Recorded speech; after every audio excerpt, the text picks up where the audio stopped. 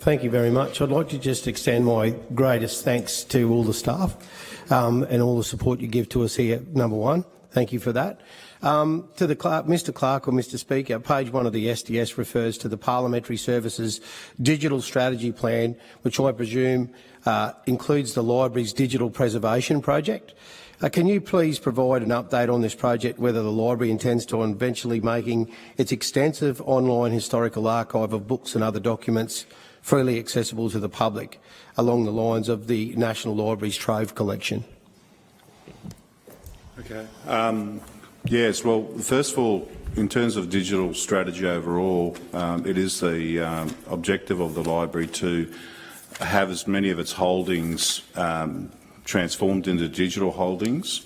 So, for example, during the course of the current year, we had a storage of press releases, ministerial press releases, going back to the early 90s, or even might have been actually the 70s now that I think about it, which we understand is the only sort of the only repositories of those sorts of things that are really important for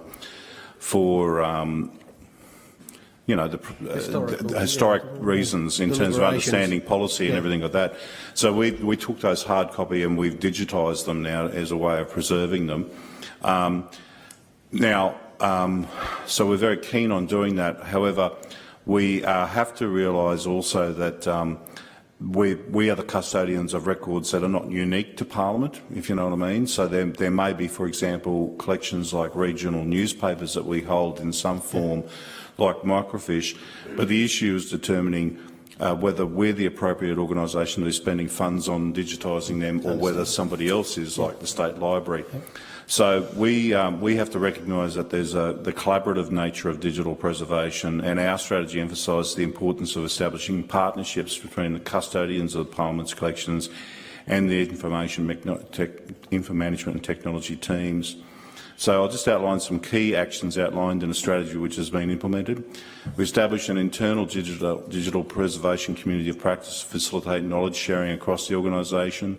We transitioned to sustainable file formats that offer the highest probability of ensuring content. I mean, for example, some digital items that are in video may not be in a format that are usable now. They're only usable at a point in time. We define a minimum standard of metadata to enhance discoverability, and we conduct annual assessments of digital collection risks, focusing on factors such as volume, growth trends, file formats and technical dependencies. I should just add that there are some issues around copyright that we obviously have to be very mindful of. Not all of our collection that is in digital format can be shared beyond our members, because there are copyright issues at risk. So that is an impediment, I suppose, for us actually making it publicly available. But more than happy to look at it in more detail if there's anything in particular in thoughts. Thank you, Mr Clerk. Thank you, Chair.